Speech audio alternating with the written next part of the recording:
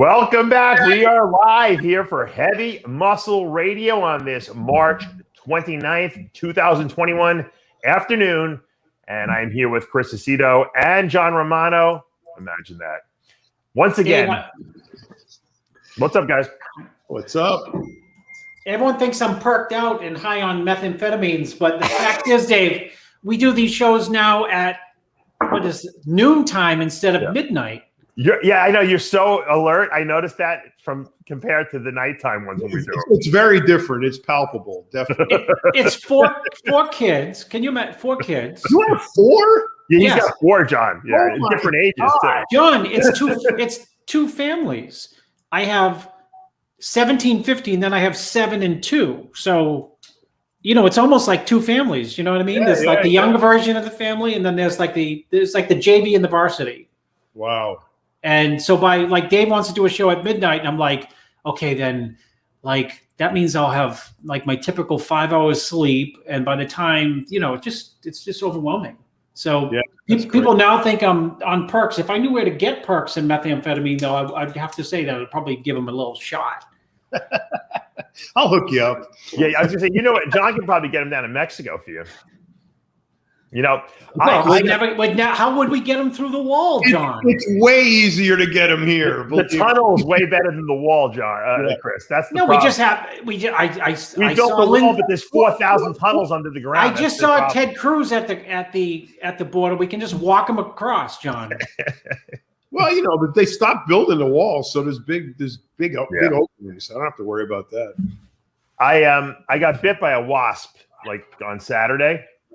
And it didn't bother me. I mean, it hurt. It felt like someone jabbed an insulin needle into my finger, but I didn't think anything of it. And it's a little itchy, and I've been itching it. Last night I went nuts. I was itching like crazy. I couldn't even sleep last night. So I was slathering all kinds of creams on it. It didn't do anything. So I was ready. I was heading over to the urgent care today because I'm like, you know what? I can't risk having an infection. I just got thyroid surgery. So Amanda obviously does her due diligence and gets on the internet, and she's like, you know what, this is normal. It's like 48 hours after the wasp bite, you can get almost an allergic reaction to it. So I went and my thumb is you can't really see it on camera, but it's like the 10,000 times the size of the other one. And, you got to watch out for those things. This time of year is when they're looking for all their little nooks and crannies to build their nest. That's what happened. I opened up this electrical box, and they were in there, and they just they swarmed right at me, and one got me. I couldn't even move my hand fast enough. That's how quickly it got me. Dave, have you ever seen? Go ahead, John. You ever see the wasp, the can that can spray 50 feet? And no, that's what I need.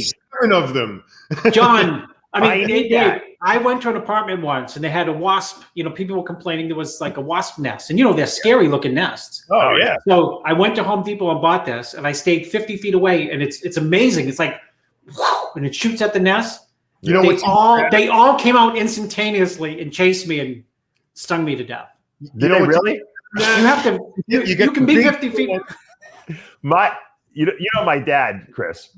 We had this huge hornet nest. It had to be this big, and so it was in the rafters of the house. And his father, my grandfather, who was very handy, they got him over there to open up take the wood piece. My dad didn't know how to do anything, and so my father's spraying with the spray while his father's there. My grandfather had no fear; these things were not biting him. They were all over him, and they were not even touching him. My father's spraying, and his father's like, "Sal, you're gonna screw things up. Get out of the way."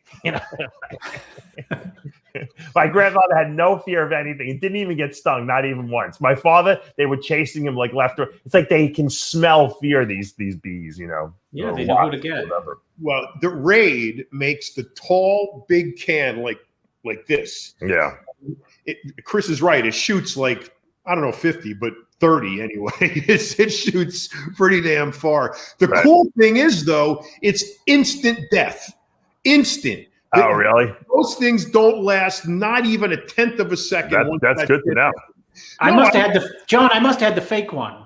I don't know, but I got this eave over here over the front door. It's 12 feet high, and it looked like a half a bowling ball stuck up in the corner, and it was, it had 1,000 wasps around it. Really? And my wife is flipping out because she's all afraid of those things. So I go down, I get the can, and she goes, "Oh, you're going to miss them. You're going to come sting you." I don't worry. I got a perfect aim. So I was off 3 inches when I first, but I moved over. They hit it. The second it hit, those things dropped like it was raining dead wasps on the. What's the name of this stuff? I got to get a hold of this stuff. Raid Wasp Killer, Wasp and Horned Killer. John, your friend, I just saw on Google News, Joe Biden, your friend, is going to get rid of it because there's a pesticide in there that may kill the black carpenter ant. That actually will ruin the environment. The funny thing is about the whole wasp thing, I have no fear of them because I handle snakes every day and I'm always getting bitten. It doesn't even, snake bites don't even bother me. So here I am like a real big shot and boom, I got hit with this thing and I screamed. It hurt. And you know what? It was fine for a whole day. And then all of a sudden, little by little, it started getting itchier. And then I'm thinking I got cellulitis on my hand or something like that. But I'll tell you, I took a Claritin, which is like an antihistamine that doesn't make you tired. And it feels, at least it's tolerable now, but it's crazy. Anyway, that's my story.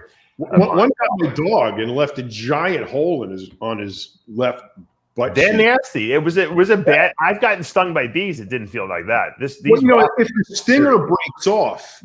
I didn't find a stinger, John, in me. That was the weird thing. Amanda thought it was inside me, maybe, but I don't see it anywhere. So that's what gets infected is when you leave that thing in. Oh, really? Maybe I do have it in there, but I didn't. You would feel it sticking out. It would be like a little spear, right? Unless it broke off, inside, and no. Someone is asking in the comments, Dave, do you keep any venomous snakes?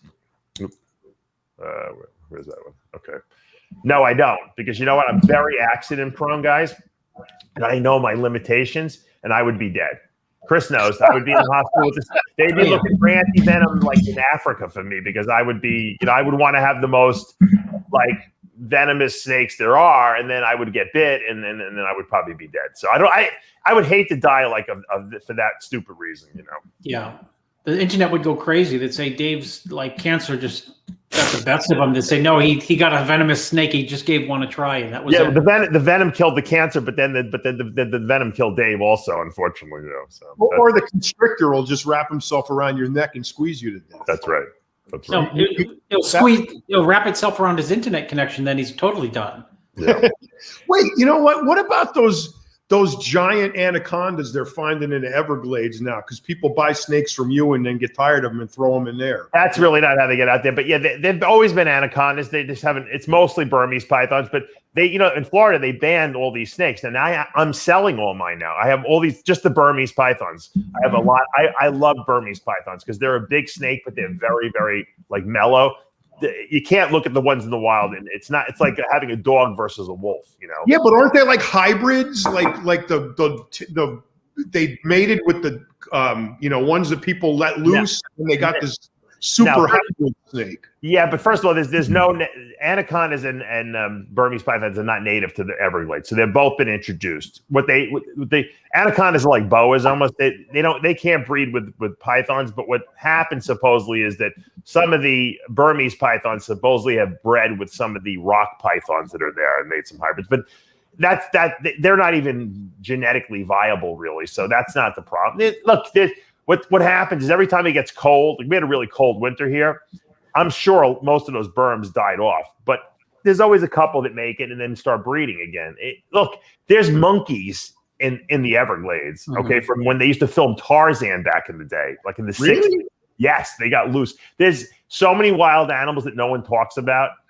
But, snakes are like, the devil, and, everyone likes to, make an example of those. So now they say that, people like me who have a conditional permit where I get inspected, I can't responsibly keep these snakes. They banned them supposedly now. So now I have to sell all the big snakes. Those, well, at least the Burmese. I still can keep my boas and ball pythons, but they want to get, these animal rights people, John, want to get rid of everything. They don't want you to have a dog. That's what they'd love to get rid of. Yeah, in Broward and Dade County in Miami and Fort Lauderdale, they banned pit bulls and what's the other one that's supposed to be vicious? Pit bull is vicious. I've had pit bulls in apartments. Not supposed Right, to but be you know there. what, though, Chris? We eat people. It's how people train them, though, because if you train them like No doubt about it. you know, if you train them like nicely, the pit bulls can be a great dog, but And they're beautiful dogs too. They fight these dogs, and they get the bad reputation, just like the snakes do, Right. An albino Burmese python is not going to live in the Everglades. Okay, it'll be picked off in 2 seconds by a predator there because it sticks out. Okay, so you can't equate your pet with the one that's a wild, Yeah, well, I'm just saying that I would rather rent to someone with a dachshund than a pit bull that's extremely well behaved with the potential to remember that he's a pit bull. Well, you shouldn't allow any animals in your. I don't. I don't. And people say, their lawyers call me immediately. Usually. Again, they say they need support dogs, right? That's the new thing. Support dogs. I said so. I need support too. Isn't it amazing how many people need support dogs? Everyone. Bring them on the airplane and with them, and it's like crazy. I don't know. Isn't that how O'Hearn gets away with taking his dogs everywhere? Yeah. Well, I know his was a service dog though. Service dog. Yeah, but doesn't he? No, which means that he would go and see kids with them and stuff like that. That's different than a support dog. It means like you're like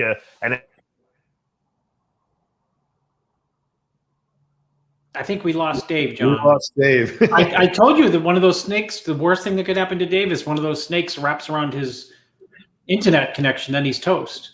That's what happened. Doesn't have to worry about. His router just got squeezed. Yeah, he's in a full-fledged panic right now. Watch the comments. Dave can't even, he's in, right? All the negative comments. We can't see Dave. I don't get the comments. You get the comments? I figured out you have to push the button. This is called the mouse. I kicked the plug out. My mistake. We thought a snake went around your router, Joe. Yeah, your router got restricted. Everyone, someone, it's funny, in the comments had said to me, make sure they were asking me about my surgery. And by the way, you see my neck, I have a little scar there. I don't know if you can see it on camera, but actually today I have a telemedicine appointment with the doctor. He's supposed to look at it. I feel fine. I feel good. So I'm not too concerned about that. Imagine if you could get your prostate exam done that way. You probably could. You got to bend over probably though, right? Something up there. I don't know. So someone was saying to me, hydrate. It's funny. I sometimes forget to drink. I'm sure you guys fall prey to that too, especially when you're working a long time. You know how I hydrate? I can't just drink all day long. Some people have that jug and they're constantly sipping it. I just don't remember or have time. So what I do is I fill up a 16-ounce glass and I just guzzle the whole thing down. And I'm like, okay, I'm good for a couple hours now. I don't know how do you guys hydrate at all during the day? Do you remember to drink water? You do. Yeah, I keep a liter, and now I put your stuff in it. The aminos. I keep one in my office, one in the kitchen, one in my workshop. When you drink it, you actually remember to drink it? Oh, because I got them staged all over the place. That's what I got to do. Chris is like me. He's got his cup of coffee, and all he does is drink coffee, which dehydrates us. Yeah. I only drink when I'm ridiculously thirsty. Really? Yeah, I don't. It's like when I eat. I only eat when I'm hungry. That's good. That's called Call the Wild. Yeah. Did you? All right. So let me bring this up because we're not going to talk about the main topic yet. I want to just bring up my my Instagram. Hold on. Kevin Grex, I want to give him credit, sent me this video, okay, from the 1995 Junior Nationals when I was in it. Chris remembers that. I remember it for so many reasons. I remember it primarily because you won your class, right? Yep.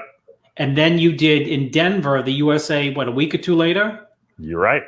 And someone, there was no internet. And you know what, John?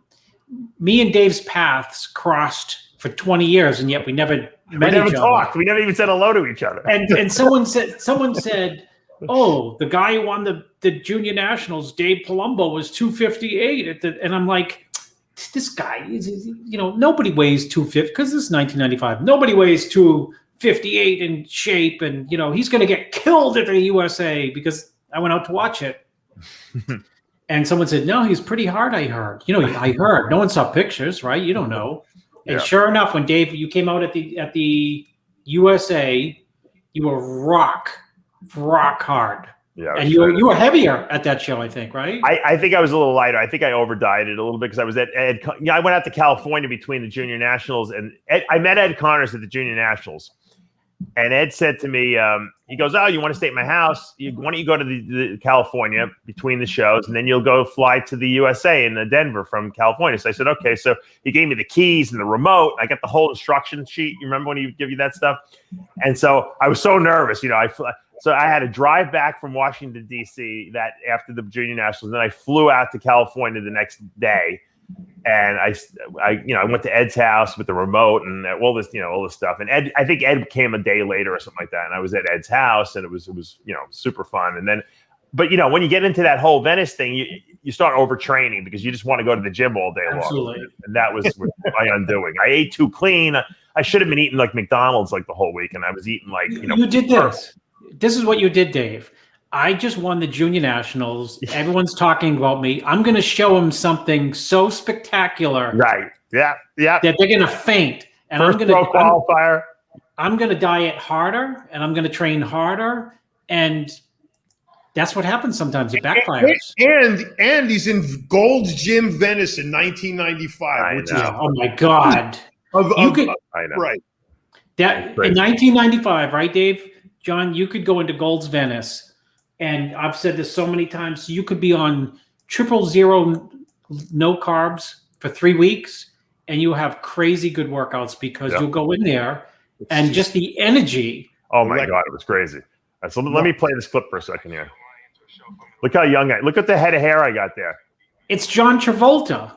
Is that Dream Pan you're wearing? Can you believe that head of hair?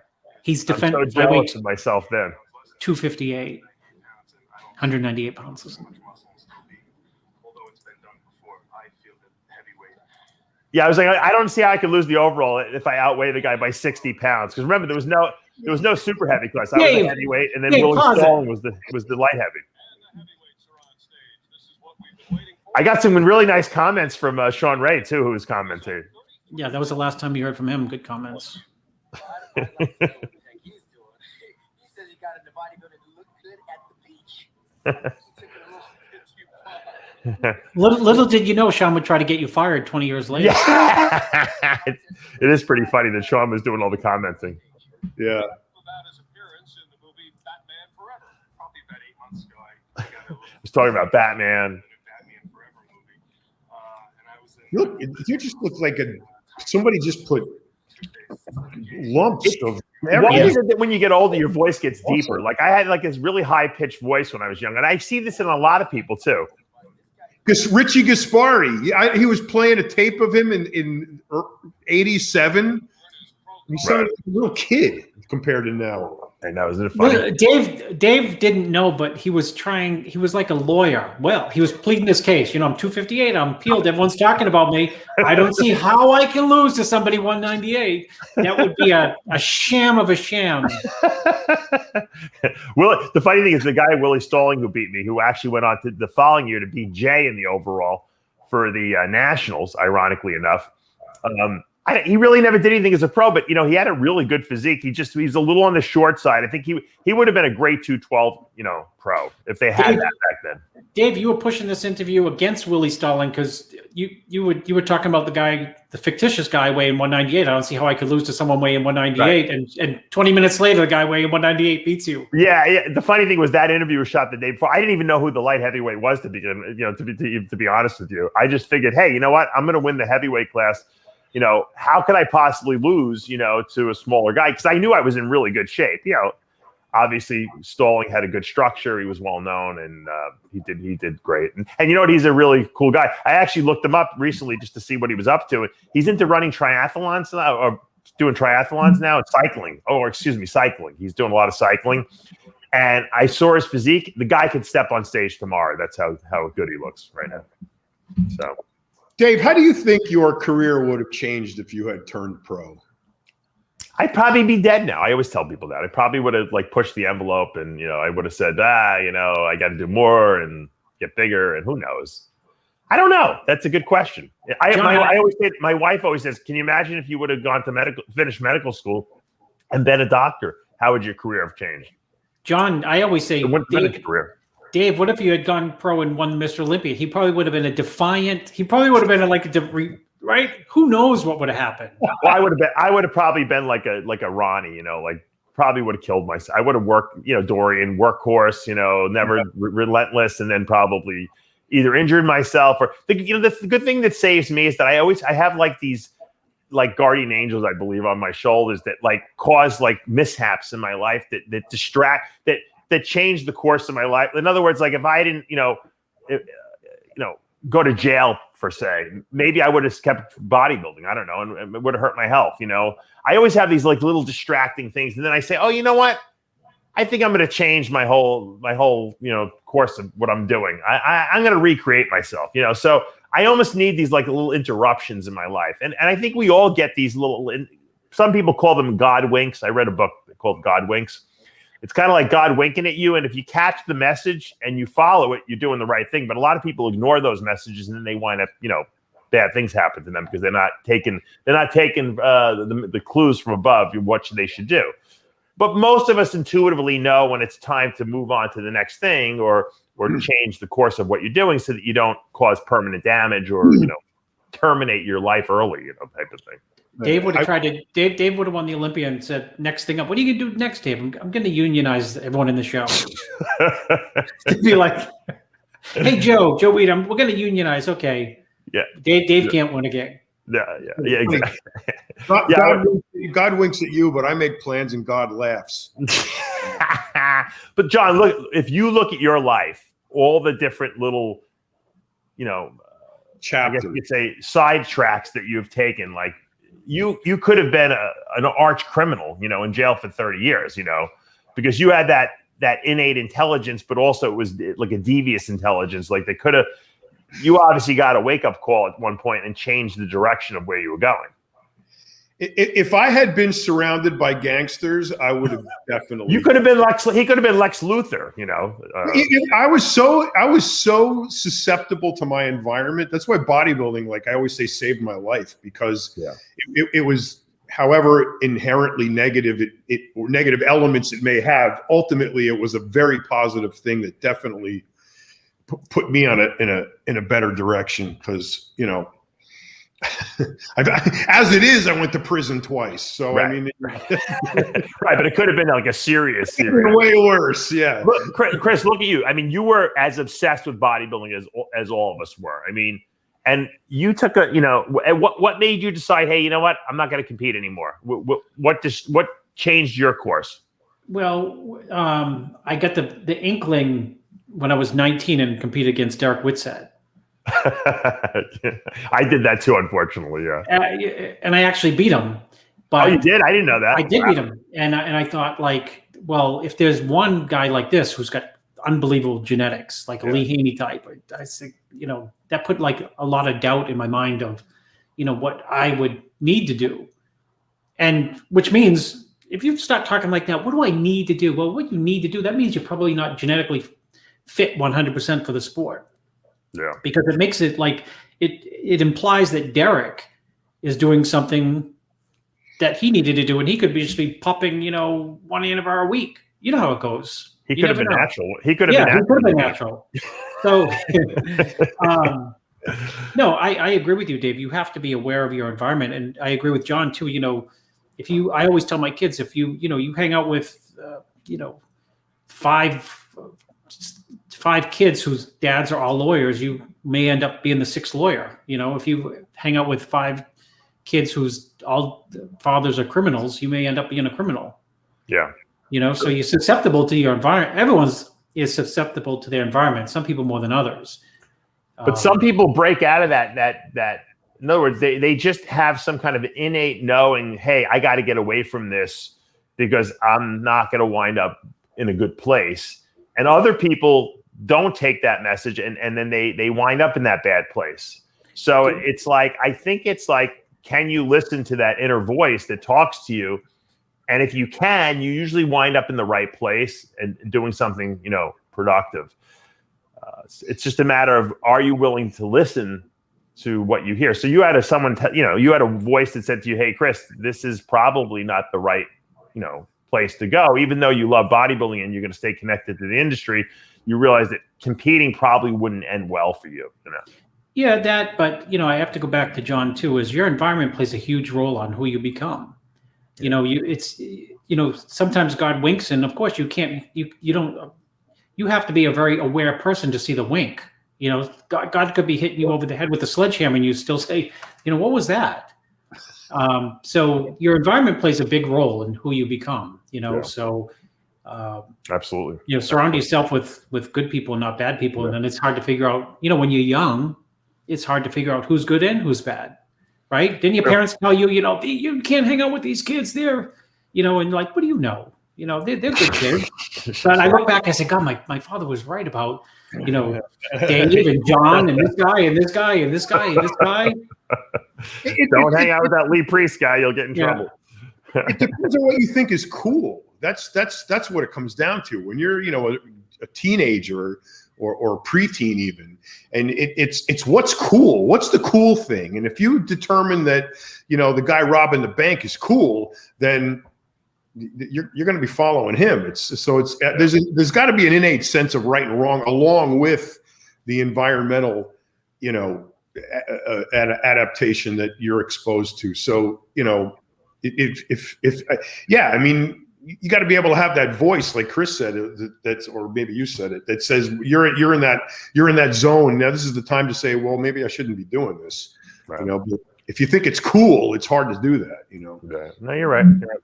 Let's get to the topic of the day, or one of the topics of the day, because I really wanted to talk about this. Now, for those of you who don't know, Andre Rush is the White House chef, and I've interviewed him on the show. It's one of my most popular interviews, believe it or not. I think it got almost 1 million hits, Chris. This interview. Wow. Did it really? Yeah, he's a great guy. Yeah, he looks like Ronnie Coleman with a chef's outfit on, right? Yeah, big arms. Yeah, big freak guy. One of the nicest guys you'll ever meet. I mean, just genuinely nice.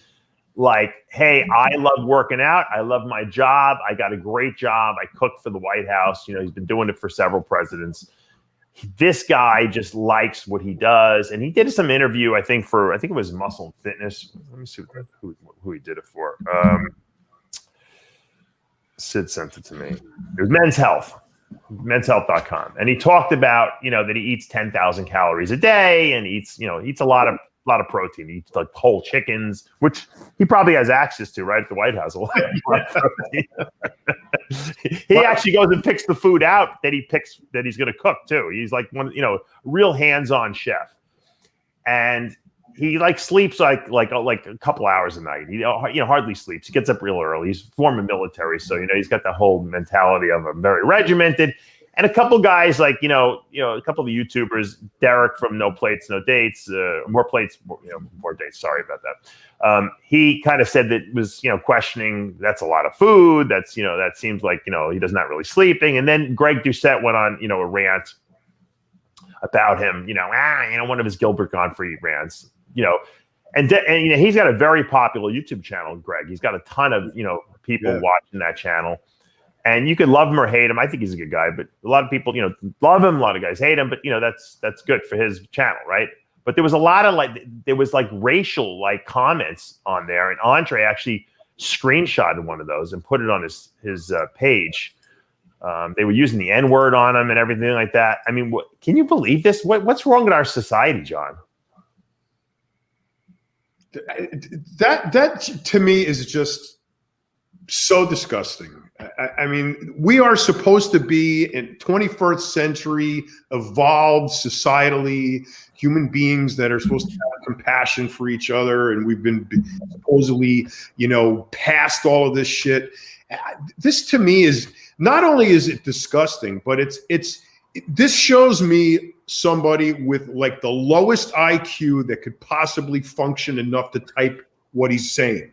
So I just think that stuff like this is indicative of people who are just so ballsy when it comes to typing on the computer that these are the same people that would be knocked out in real life if they said any of this shit to people in person. Yeah.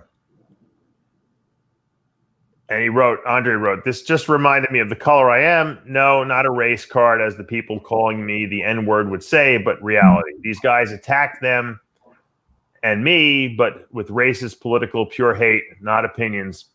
And these people were coming after my younger kids, which is an absolute no-go. Even Greg, meaning Gisette, knew this and still tagged my social media. Even in common sense, it was 7-minute video out of 4 hours of taping. These guys knew that, and this is and is their life, money. I took Nick's Strength and Power. I look at Nick's Strength and Power. He asks, why do you guys think not? I know for a fact I needed my kids to see this to let them know that if they ever use such words, it won't be good. I don't think you need though a low IQ at all. No, I don't think. Because then it is belittling, like only dumb people are racist. I mean, they're racist comments, obviously. So it's making it sound like that type of language is not used amongst people who. I look at it the other way. I think uppity. I agree with you, but I think if you, no matter how intelligent you may be in other areas, if you resort to this, you just wiped out whatever intelligence I thought you had. Well, therein lies the problem, right? Right. Yep. It's disgusting. First of all, what I think Greg should have just disabled all the comments on the video at that point. If he's not going to delete those comments, because by leaving them, he's kind of endorsing this whole thing and allowing these guys to do that. And I know, look, these guys, I know people put stupid comments on a lot of things, and I don't really delete anything. But in that sense, when it starts getting racially charged like that, I first of all, I don't even know. Like I said, the guy is the nicest guy. Why anyone would even resort to that? There was no need. It was totally distasteful. And somehow, supposedly, his this is what I think the problem was. Andre's post, whatever he posted on that thing, they deleted his comment, which would have to be Greg deleting it, I would assume. But I don't know what's wrong with people. I just don't get it. I mean, it's like, I don't know. People want to just stir up negativity. It happens on our channel. I ignore it. I don't even care. I don't even respond to it. But people seem to want to stir up this whole racist or racial, situation. I don't know if they're doing it for views or for people paying attention to them. That's what I have to believe, Chris. I have to believe it's for attention. I mean, because I can't imagine why else anyone would post that. I don't think it's important to try to figure out why. I think it's only important to identify the is of it, and that's the way people think. Not all people, not the majority of people, but that's the way many, many people think and feel. Is they probably resenting. There's resentment. And I'm not. I'm not blaming. By the way, people in the comments saying I'm not blaming Greg. Believe me, it's not Greg's fault that they wrote this. Obviously, he can't control the comments, just like I can't control all the comments that you guys make on the YouTube channel. I'm not blaming Greg. What I'm blaming is I'm just blaming the fact that it shouldn't even have been allowed. Once you see something like that go haywire, look, I have sometimes some videos, where I'll put, like a person died or something like that, and they'll start bad-mouthing the person. I just disable the comments because I don't want to even hear it. If it gets to that point, that's all I'm saying. I'm not saying Greg is not a racist. I'm not worried if that. I'm not. Well, maybe I mean I didn't see the video and I didn't see the comments, but maybe Greg, and I don't even know Greg. I've never seen one video of his. I think I've seen one because he was screaming at the top of his lungs, and only my voice is more annoying than his. But maybe he just wanted to illuminate or illustrate, the segment of the population that watches his show that he feels is racist or, ignorant or whatever you want to put a label on it. And he wanted to keep it up there just to show people. Yeah. Well, yeah.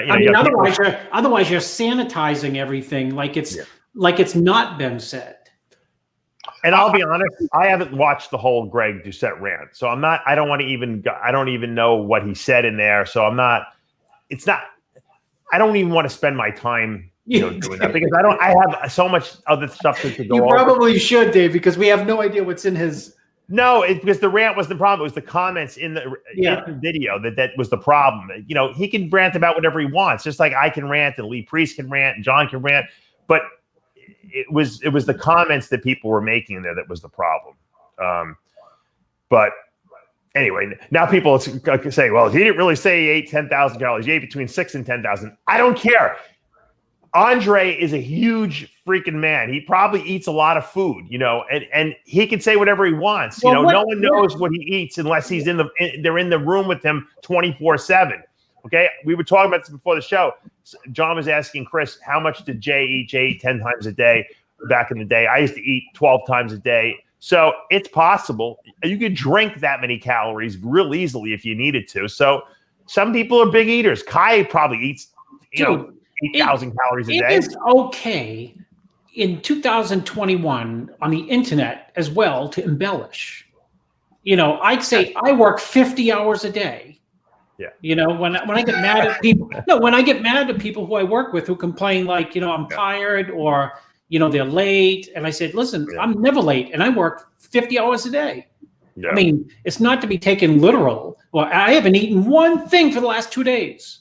It's not necessarily to be taken literal. Maybe he doesn't eat 10,000 calories a day, but to jump on a sentence like, and to pin it on someone, like it's like he should be George Washington. I cannot tell a liar. I cannot embellish or exaggerate is just ridiculous.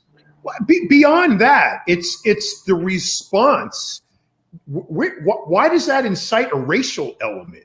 I mean, what if it's like if you're arguing with a fat person and then you're so flustered because they're killing you in the argument, you start making fun of them for being fat. It's the same thing. And they have no point, they have no argument, so let's be racist. That's pretty much the distilled down to the element that causes that. So because why? Because Andre said he ate 10,000 calories, and so somebody thinks that's impossible, so that I'll just use the N-word. So that mind is so minuscule and tiny. I can't even imagine they know how to turn the fucking computer on. But Vic Richards used to say he ate 30,000 calories a day. Okay, I remember in Flex magazine interview, and you know what? I interviewed him years later, and he said, Joe Weider wanted me to, say that to make it sensational. But he might eat 10,000 calories a day, but that's a big exaggeration. That's 3 Dave, times. I went out to eat with him and Serge Nubret, and Serge Nubret out-ate him, and I think Serge Nubret was like 56 at the time. Yeah, but Serge Nubret ate it all in one meal the whole day, right? Chris, do you remember the Swedish smorgasbord barbecue? Yes. What's the name of it? Up on Lincoln Boulevard on the yes. right. I don't remember the name of it. You know it. Yes, I do. Yes, I can't remember the name. It had a weird name. Yes, it did. What was it? Didn't they used to kick the bodybuilders out of there? No, they loved us. They loved it. Yeah. No, they have more of this. They bring food out. That was the best place in the world. It was like $3. It was ridiculous. $3. You're telling your age now. Yeah.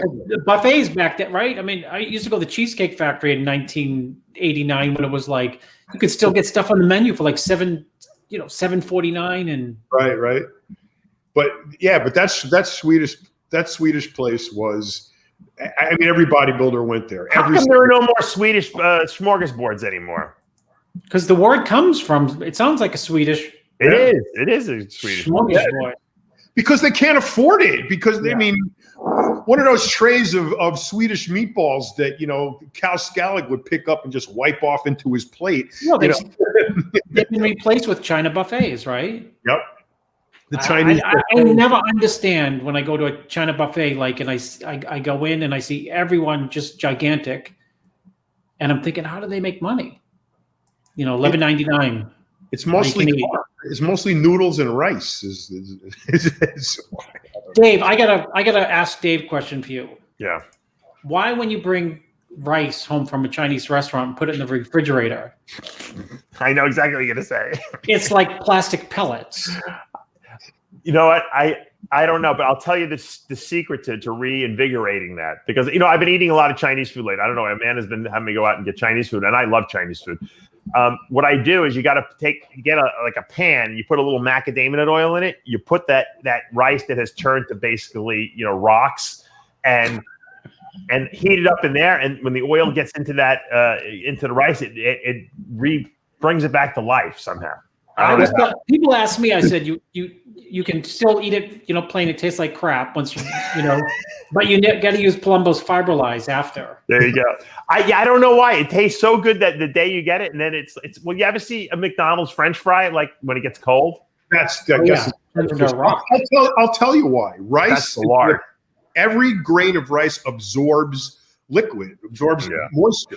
So the longer you leave it out, and the refrigerator is an incredibly dry environment inside, it just keeps it dries out. But that's what you make fried rice out of. In the Chinese restaurant, they make fried rice out of their leftover rice from the day before. Right. So you throw that into the pan, a little soy. Do they really?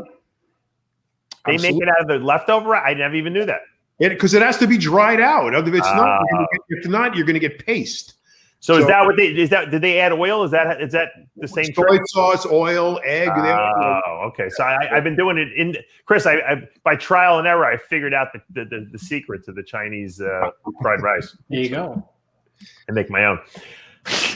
What you got to do to bring that back is you put it in a plastic container with a top and a tablespoon of water. Put the top on and stick it in the microwave. There you go, Chris. You just saved yourself about 30 cents now, so you can eat rice the next day. Someone's pissed that John said that the refrigerator is a dry environment. It's a very dry environment. Listen, you know what? It's really dry. Yeah, what this guy doesn't. I debate that. Well, I'm going to start calling people. Why is it a stupid comment? He's saying it's stupid. Incredible. Inside of a refrigerator is an incredibly dry environment. Absolutely. That's compartments that regulate the moisture in the drawers. Okay, because it's cold air, and when it's like air conditioning, and you have air conditioning in the house, doesn't it dry out the house? That's what happens. Yep. So the perfect example is. You have leather clothes, Florida, where you live, Dave. This is extremely relevant. You put a leather jacket in a closet in Florida and don't turn the air conditioning on. What happens in 3 months? It probably gets, I would say, mold, right? Moldy. You put air conditioning on, and what happens?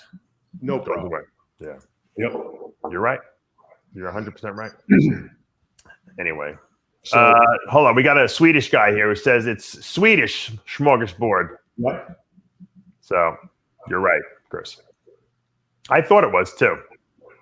I did see Xavier Wilson here before. I don't know if he's still in here. He's probably like cleaning dishes in the background there. Xavier, if you're watching still, sorry I didn't say hello earlier. I'm going to go back to the stupid comment like a year ago, Dave, when we were talking about masks, and someone had a fit that I said you should wear a mask. Oh my God, I know. And you know what? I had just been to China. So the people who I visited in China sent me an email and said, oh, we have this, they were telling me about the virus. Right. And they sent us masks. They FedExed us masks. I'm like, okay, if they're in China and wearing masks, maybe we should wear masks. And no one was really wearing one yet. So we had them, but we didn't put them on, because I didn't want to be the only person in the state of Maine out there like. Yeah. I got to put this comment up about me. But he was a doctor, and you know what's so funny about that, Dave? What? Isn't it funny, Dave and John, when you're little and you sneeze and your grandmother says cover your mouth, or when you cough she says cover your mouth, but people won't wear masks in 2021 over. Do you know that I got yelled at by my wife because I don't cover my mouth properly? She's like, you got to sneeze into your, because she worked in the medical field. You got to sneeze into your arm. Almost. I do that. That's the right way to do it. I didn't. Because I did my father sneeze, which is make a loud noise and spray it everywhere. You ever see girls sneeze that like hold it in when they sneeze? Oh, it's scary. Yeah, I think their heads are gonna explode. One of my girlfriends used to do that. I was always waiting for their brains to blow out of her ears, and that's why I never did it, because when I would sneeze when I was 300 pounds, John, I would literally feel like my chest was going to explode otherwise. To me, there is nothing as relieving as a giant sneeze, especially the ones that build up. No. I said you told me the right way to sneeze. Italian people are big sneezers, John. You can They're come in big here and sneezers. tell the right way to sneeze. Big, huge. I like the biggest burps and sneezes. I like When my father used to sneeze, Dave, when my father used to sneeze, it would be like the loudest sneeze. It would be like. No, I told him you. I'm telling my wife. I told him you told me the right way to sneeze into your arm.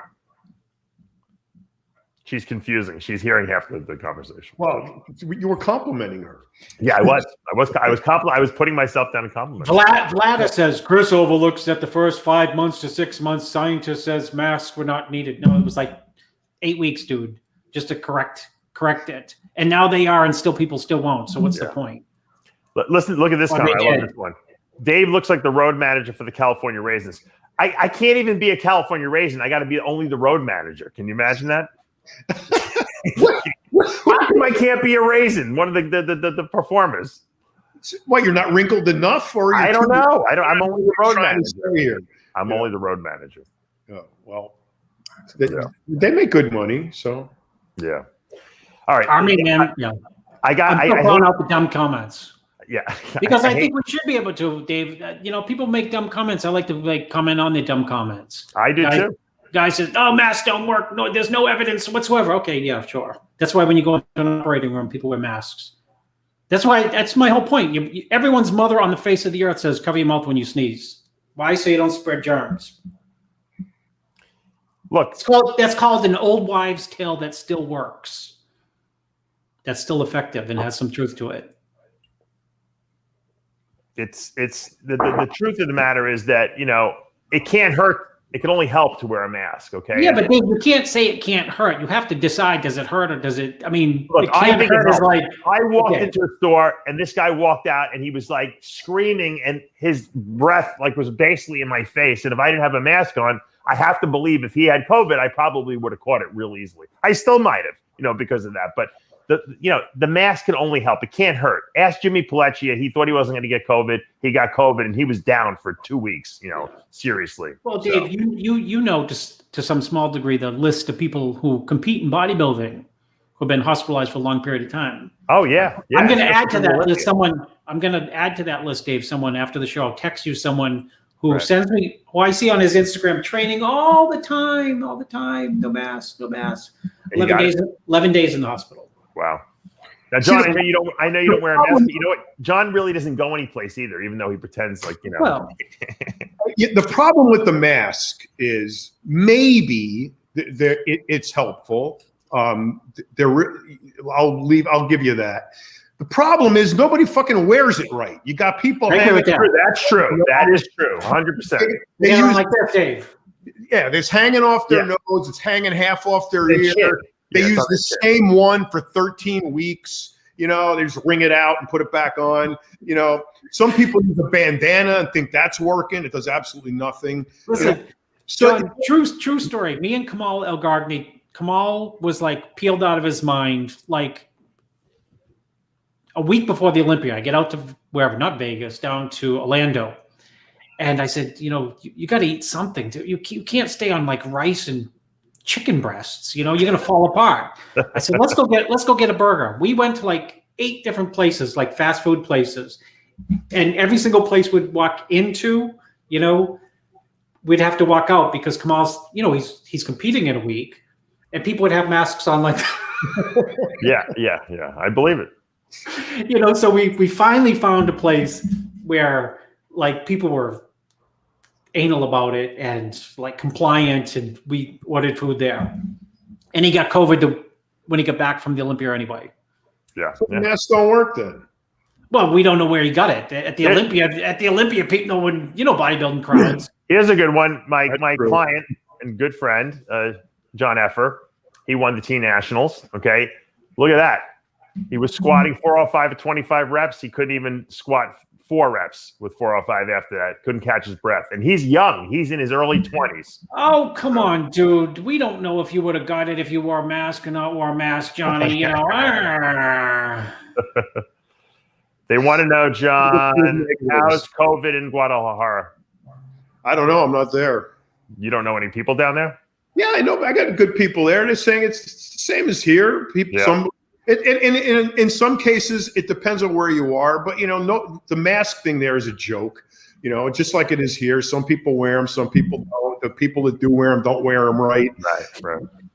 You compared a minute ago. Chris made the comparison to the operating room. That's very true. They work in the operating room. They work for a while, but once they get saturated with moisture, let's call it, then they become very ineffective. And so you sneeze into a wet mask. It's not going to contain the droplets. It's going to spray out into it. I know, John. You know what? It's an extreme that I made the extreme. I'll make it the other end too. People wear condom when they go bang chicks that they don't know, and the same people, and they make sure they put that on properly. True. Right? Or they put it on afterwards. That's no, but you know what, John? I don't think people do wear masks improperly, but we could have like 3.5 million deaths, and we'd still be talking about the same stuff instead of 500,000. In other words, people would still be debating. They'd say, well, if we have 3.5 million deaths, and that goes to show you. I see a lot of people wear masks. They can't work. They'll take anecdotal stuff. It's when a family member ends up in the hospital, people start thinking about masks and vaccines and all that stuff. What about before when people got sick? I mean, this mask thing is all new. So there's been infectious diseases for centuries. Now, all of a sudden, we're going to save the earth by wearing a mask. What happened to the? Because we haven't had anything pop up in the last 100 years that we haven't been able to, nuke with some penicillin or with a vaccine or. Yeah. What about now? Not everybody's getting vaccinated, but Fauci's still wearing 2 masks. So he may be trying to set an example, because if he didn't, people would say, well, here what they're saying is that they're saying that you can get vaccinated. You can get vaccinated, but you might still be a carrier of the stuff. That's what they're saying. So who knows? For a while. Doesn't sound realistic to me, but I don't know. Me neither. I to be honest with you, I don't think they have the vaccine thing down pat yet. That's why I'm waiting right now, because I think that they're still figuring this whole thing out. And what they're doing is all the people that are vaccinated, they're using them as to collect data, basically, to see which vaccines work and what strategies. And I think probably in another year or so, they'll have a good take on this whole thing, and they'll be able to come up with a vaccine that works 100% of the time. And so, or close to that. And I think that's probably for people who can wait. Look, if I was a healthcare worker, I'd have to take the vaccine because you don't have a choice. I can isolate myself. It doesn't matter, So right now I'm playing the watch and wait game, at this point. So how come in the midst of all of this, no one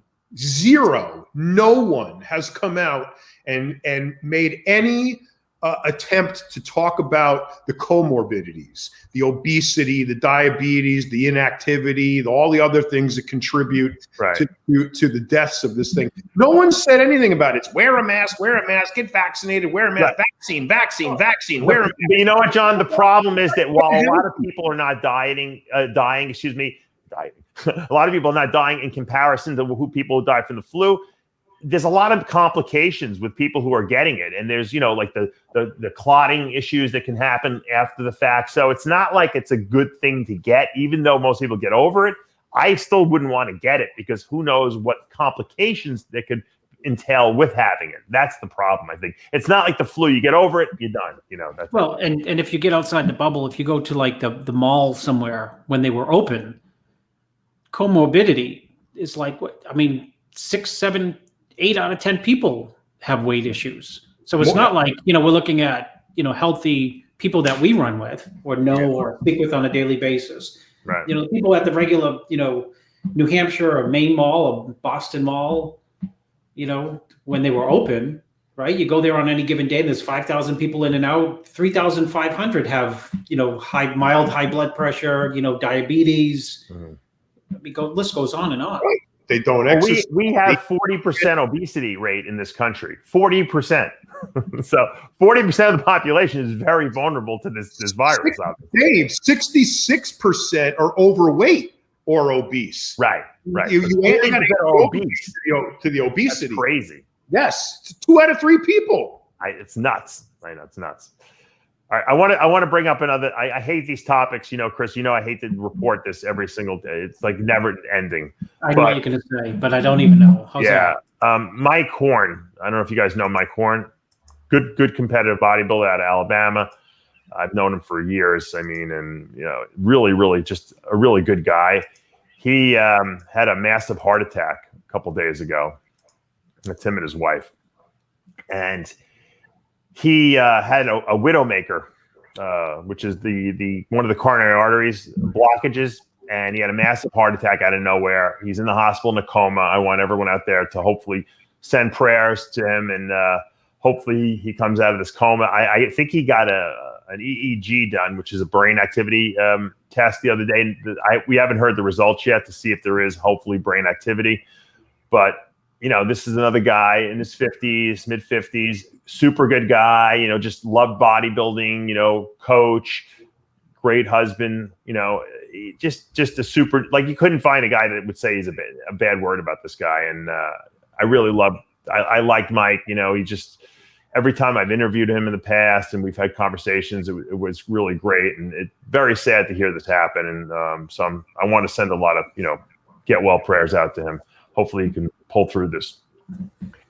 But it does, once again, it goes back to what I was saying, about getting, your health markers checked.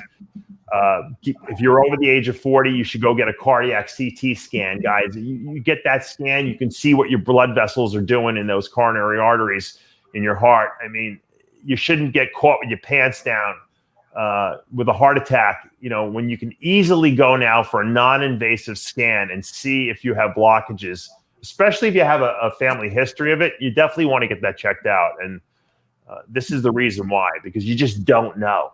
But you can know, and you don't walk around with your head in the sand. I know there's a lot of people out there who don't have health insurance. Spend a couple $100 on getting this cardiac CT scan if you're over the age of 40. And if you have a family history, you might want to do it over the age of 30 just to see what your vessels are. You don't have to do it every year. You do it every 5 years if you have a family history. But at least you'll know and you'll have a peace of mind, because this is so avoidable. I mean, if you find this out, they put a stent in there, and you're good to go, and you got blood flow to your heart. It's terrible when I hear about these things. The female competitor, I think, fitness figure, whatever, died in a snowmobile accident over the weekend. Oh, who? I didn't even know that. I got her name. I saw it on Facebook for a split second. I was rushing through, but yeah. I could probably find it in a minute, but yeah, people are dying left and right, man. It seems like it's more than normal, because it seems like every week I report on someone. Yeah, someone having something last week, and it's just crazy, man. It's so many people now that I can't even remember how. Like if you said to me, normally I could say, 3 people died over the last year. I can't even list how many people we lost in 2020 and now 2021. I can't even come up with a list. I don't know if that's just my senility setting in, or if I think it's just that many people, It's a lot. Yeah, it is a lot. It's crazy. Guys, seriously, I know I sound like a broken record. Get your health checked out. Get your colonoscopy over the age of 50 so you don't die of colon cancer. Go have your EKG, echocardiogram, and cardiac CT of your heart. Make sure that's working good. I have added in the new thing since I've had my thyroid thing. Get an ultrasound of your thyroid, just for shits and giggles, because a lot of people have nodules on there. They're not all, most of them are innocuous or benign, but you get them checked out, okay? Because it can't hurt. Okay, get your prostate checked if you have a history of prostate, cancer or any kind of prostate enlargement in your family over the age of 40. These things are simple tests. Check your blood sugar in the morning. You can buy a $9 blood sugar monitor from Walmart. Check your blood sugar. If it's over 90, okay, you got a problem that you want to start addressing now before it gets to the point where you wake up and you have a 200 blood sugar in the morning. Check your blood pressure. You can buy a cuff. They're auto-inflate. You can be a monkey can work this thing. Okay, you buy it from CVS or Amazon.com. Check your blood pressure a couple times a day, especially if you're on a cycle or you're big and heavy.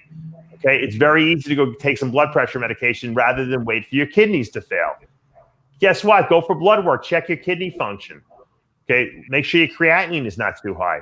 These are very simple diagnostic tests you can do for very little money, especially if you have health insurance, and you can at least know the status of your body. You may not want to do anything about it. You might, but at least you know what you're dealing with, rather than dropping dead or falling and winding up in the intensive care unit, okay, because you didn't check these things. Now, there are other things that go wrong that we just can't predict, obviously, but these couple of things that I just mentioned are easily, these are easy diagnostic tests that you can absolutely check on a yearly basis. Some of these you don't need to do yearly, obviously. Cardiac CT scan you don't have to do every year, but at least do it so that you know what your baseline is. I mean, I can't stress it enough.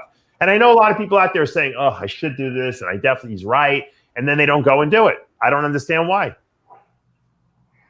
John, why do people just not want to know these things? Because they're lazy, and it's not easy.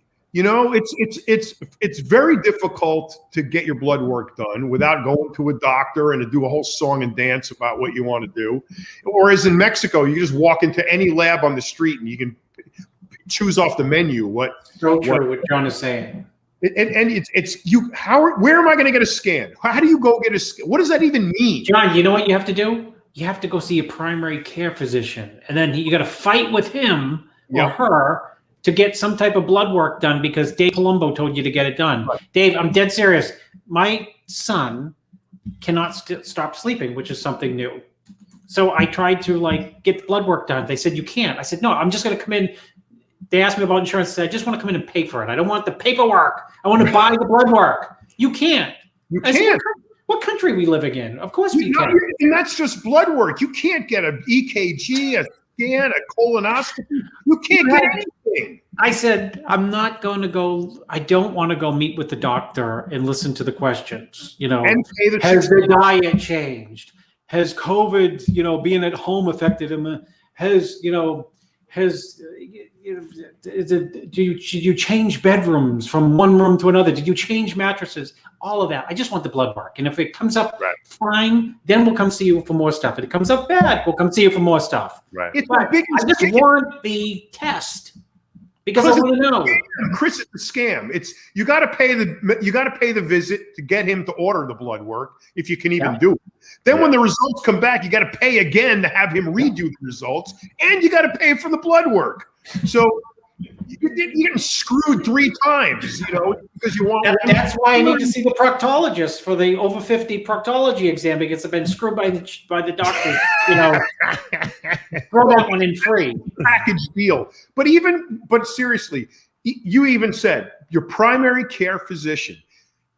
I would like to do a show on how do you choose a primary, whatever you call them, family care physician. They're all, what do you do? Look in the phone book. I mean, what one is going to be sympathetic to the fact that I'm on HRT, sympathetic to the fact that I don't get sick, I don't take medicine, I don't want any medicine, I don't even want to talk about medicine. So, and all they want to do is get you in, pay the copay, do a bunch of modalities, rack up that on the insurance form, and then prescribe 70 things that you're going to pay for that you don't need. You're 100% dead on the money. You need a show on that.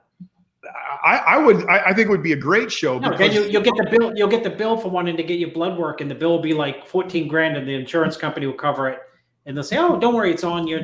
Right. What they do is you go to the primary care physician, and they look. What's insurance does Romano have? Yes. We can bill them to death. That's I'll tell you the solution. If you don't have the goal, solution. I have I have my cardiologist order everything. I go once a year. I go for to the primary care guy just because it's a free visit. Matter of fact, I don't even have him do my prescriptions. I have my cardiologist do everything because he's a specialty doctor. Okay. I actually have a good relationship. I picked one specifically who works out, who understands bodybuilding. And I have a good relationship with him. He gets it. He doesn't order tests that are not necessary. If I need it, like when my thyroid came back, there was a nodule on it. He said, it's probably nothing, but he's like, what do you need me to do? And I said, I want to get an ultrasound. He's like, fine. He ordered it. But Dave, that's a unicorn. That's a unicorn. No, it's not. I'll tell you why. Because the specialty doctors understand going that next level. Even my endocrinologist, even though he's my friend, I've got endocrinologists understand endocrinology. They don't. What happens with these primary care guys is they're so diffuse and all over the place. They're influenced by the drug reps who come in and put the samples on their desk. That's what they prescribe. They don't really know that much because they really don't specialize in anything specifically. They can treat you if you come in with a runny nose or a sore throat or ear infection. They're good like that. But on a regular basis for healthcare upkeep in terms of what should I be monitoring in terms of, if you go into your primary care and you have high blood sugar, they're going to write you a script for metformin, okay? They're not going to go that next level because they really don't understand it that well. So you really should go to an endocrinologist. If you have blood issues, if your blood work is not good, you should go to a hematologist, okay? Dave. You fortunately have a stable full of unicorns. That's wonderful. The rest of us don't have that. Let's say, for example, I moved to a new city, right? Lexington, South Carolina. Yeah. Okay. Where do I get my cardiologist, endocrinologist, specialist, primary care physician, whoever? Where do I find these people? You go on the internet and you look at and you find people and you do your diligence. I got news for you, John. If you go to that new city on a vacation and you break your toe and you run into the emergency room, your insurance is going to cover jack for the most part because you didn't go to your primary care physician like on the way to the hospital in the ambulance and say my toe fell off. Good point. Yeah. So the primary care physician has to be the one who's directing like the orchestra. It's insane. So you get the bill, and you'll say, wait a minute, I've been paying on this for, monthly for 4 years on this plan. And then I went on a vacation with my wife and my toe fell off. And they're sending me the bill for $14,000. What we need to do, we talked about this, Chris and I, before you got lost, Dave, is that we should do a show on how do you get these people on your team? How do you find them? Maybe we can get doctors who are listening to us in different cities saying, hey, come here, come see me. Or, I got a colleague in your city or a registry or something that we can positively make a step forward to avail us, people in our world, to care. John, you know what? When I moved from New York to Florida, New York, I had all my doctors, right? Because I knew everyone. Right. I moved to Florida, I knew nothing. So Amanda and I went on the internet because I wanted to find a cardiologist, and I started reading. All the cardiologists. I was reading descriptions of what their background was, what they do, and I found a guy who was into working out and believed in life extension type medicine in addition to his cardiology practice, and that's who I went to, and I wound up becoming friends. Now, did you have? Well, he's gone again. But see, I don't know how many cardiologists are there in Florida? 700,000. I mean, how long does it take? How do you commit that time? And then you're just reading what they wrote. You don't know if any of it's true, So I think it's very difficult. I have found it very difficult to find a compassionate primary care physician that knows his shit, that I feel safe with, who's going to say, oh, that lump over there is nothing, or oh, that lump over there we got to take care of, Yeah. John, it's hard to find it's hard to know for the average person, like when you have roof leaks, to find a roofer who's not going to. That's a lot harder than finding a doctor. I was going to say the opposite, Dave, because you're an expert in health. I can't find anyone to fix my house. I'm good with health. To find a good, doctor, primary care physician, it's challenging for all. You know why, Chris? No one wants to be a primary care physician. They don't make enough money. So everyone who's worth their weight in gold will go and specialize. Yeah, you're right. But the primary care physician, as I said, is the the head of the symphony. You know, to They get should to the be, but they get to the should be. cardiologist so that you're not getting whacked to death, or just to get to them. You can't pick up the yellow pages, which they don't have anymore. Dates me. All But the you can't good pick up primary Google, cardiologist and go in and say, I'm here. all He's the gotta good say- primary care physicians go into their own like practice where they have like they don't take health insurance anymore because they're like, you know what, I can't make money on this assembly line. And that's the truth, unfortunately. And the really good doctors are the ones who specialize. That's why they prescribe all the perks that everyone says I'm on. When I try to tell them, no, it's noontime, not midnight. Chris is just a coffee guy. Chris, do you like the coffee isolized? Oh, Dave, you know what? I was going to try. It's right here behind me. I was going to try it on the show live. Oh, we'll mix it up. Come on. Okay, hold on. Let me get it, and I'll try it on the show live. All right. You guys talk, and I'll go get it. I don't have a spoon. You can mix it with your finger. It mixes so easily. Easily. So we need to remember how we did the hardcore gym registry that I got in all that trouble for. Yeah, we should do a physician registry for physicians who are sympathetic to HRT, bodybuilders, bodybuilding, working out, drugs, all the shit that we do that's departs from the norm, that usually causes normal doctors to flip their lid and tell us to stop everything cold turkey or we're going to die. I want somebody that's going to be able to treat me, to actually practice medicine. You know, that's the big thing, Dave. These doctors today don't practice medicine. They just, like you said, they just write scripts for the latest drugs that the salesman dropped off. So because they don't even know. That's the bad part. Well, you know, I went to tried out a primary care physician. Somebody recommended me. The guy didn't even have me take my shirt off. He didn't examine me or anything. He just poked around, asked me a bunch of questions, and then flipped out the pad and started writing. The primary guy is good if you're sick. Okay. I would not go to a primary guy for like diagnostic other than blood work. But I still, like I said, I use my cardiologist.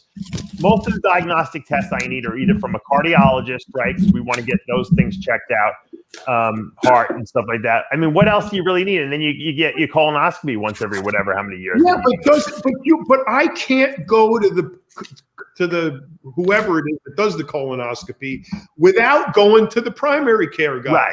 Right. Although that's not true. I think it depends what your insurance is. I made a direct appointment. No, not mine, Dave. You have to be prescribed the procedure by your primary care physician. So, like I said, I went to a GI guy, and I made an appointment. He saw me. He's like, "This is what we're gonna do. It's not a big deal." And then he set up the thing, and I did the. I called the GI guy to get a colonoscopy a few years ago, and he said you got to be referred by your primary care. Wow. Well, you might. Maybe your insurance is like that. All right, Chris, mix that up. Let me see how you like that. The only reason I didn't, I wanted to do it live on the show. Okay. To give you my critique, and let me. But people be like, "Oh, Aceto endorsing Dave's." It's an advertisement. The comment section would go nuts. I mixed it with a knife because I don't have a spoon, and it mixes so ridiculously easy, Dave. Your product. That's one of the. Yeah, that's Dave, why I will say this. Good way isolate will mix like that. It's remarkably easy to mix. 1 scoop, 28 grams of protein, Chris. In a coffee cup, no less. In a coffee cup. Dynamite. Absolutely. You know what, Dave? You have the least clumping protein that I've ever seen. Yeah, I agree with that. I'll tell you this. People do send me protein all the time. I don't know why. I give it to my kids. You know, they want me to plug it or something on Instagram. I never do. And they always complain it clumps. And I swear, Dave, I just mixed it with this knife. Yeah. And there's not one little clump. And I didn't even have to, it looks like I mixed it in a blender, right? It's amazing.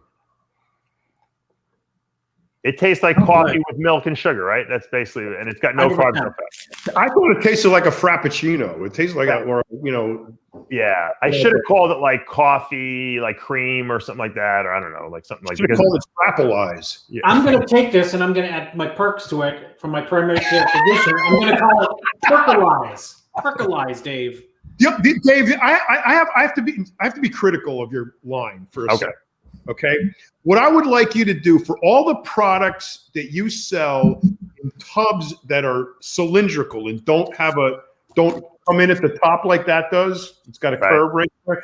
The ones that are straight up and down, you need to include a Sharpie with those so that we can write on the container what it is, because that sleeve comes off. It comes off the aminos, it comes off the fiber. Yeah. And I got all these white jars in my that's not good. That's not good. And if I'm like a little bit, sleepy or something, I don't want to take, fiber 3 times. You don't want to take the coffee isolized, which has caffeine in it, before you go to sleep. Before I go to bed, right? Yeah. So you either stick those things on or put a Sharpie in there. I want to, since we had so much negativity, I want to end the show on a very funny note. So Ralph Torelli, our good friend, Chris, you know Ralph from back in the Pembroke Pines days. Ralph. I thought Ralph, and you, John, you know him too. So Ralph Torelli says he likes the fact that I always use the word bamboozled. That's like my father's word. Right. So he found that there was this game on Amazon called, or I think he saw it on a video, called Bean Boozled. And he bought it for me. I want to thank for the kids.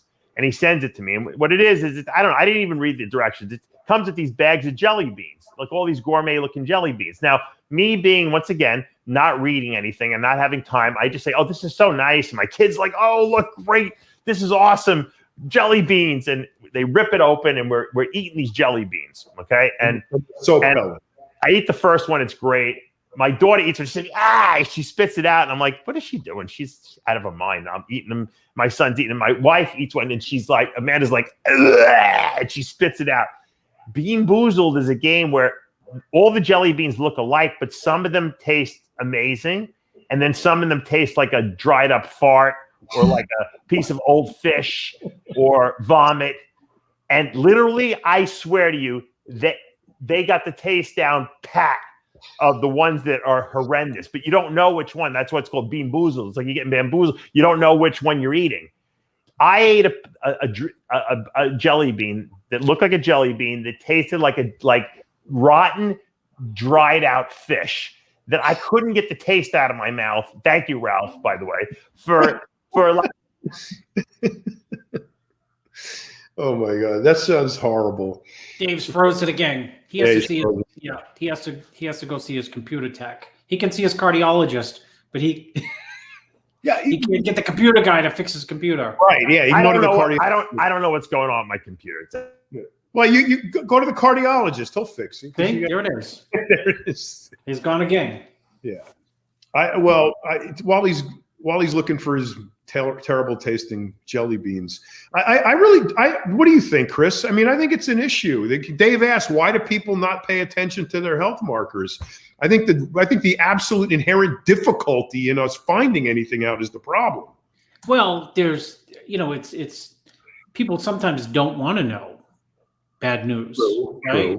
True. And then 2, if you get bad news, it's expensive.